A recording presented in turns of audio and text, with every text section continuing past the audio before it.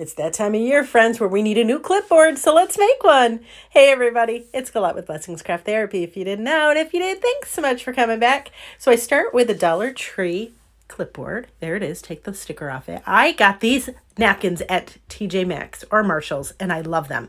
You're going to get them down to 1 ply. These are like 3 ply, so make sure when you get your napkin, you make sure that it's down to 1 ply. This joker almost fooled me, but didn't get me. I got it down to 1 ply. So there we are. And you're going to need to do that for 2 napkins, right? Then I cover the front with Mod Podge, and I make sure to go around the, whatever that clip is that holds your paper, go around that. Make sure that you don't have any lumps or clumps. Let it dry. You can use a dryer if you need to. Let it dry. Mine's dry now. So then we're going to add our 1 ply napkin on top.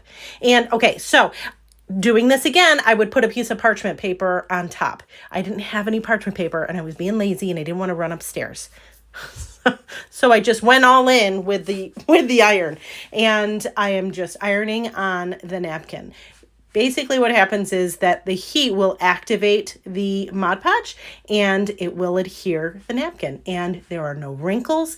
Oh, it's such a smooth effect. I love it. I love it so much. And make sure you iron around that clip because you painted it, you want to also iron it so that the napkin is adhered.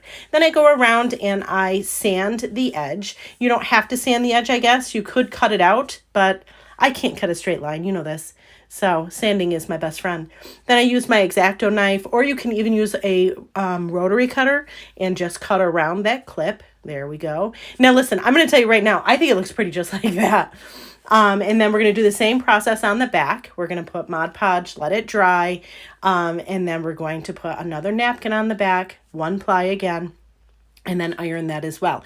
Again, I'm going to caution you, please consider using a piece of parchment paper. The reason why is because I felt like my iron was starting to stick a little bit, and I would hate for you to ruin your iron or have to clean it because it has residue from that. So anyways, sand it, same thing. Look at, I'm right there. I'm thinking, listen, I'm going to tell you also, I am kind of wishing I didn't put these little carrots on it. I feel like it didn't do anything for it, but we don't know until we try. And all I'm doing with this is just adding some brown wax to it and wiping it off just to make it look a little bit more country and less vibrant, so it matched with the carrots that were on there, and I just glued them on. Here's another tip. Make sure you glue the carrots on. Look how cute though.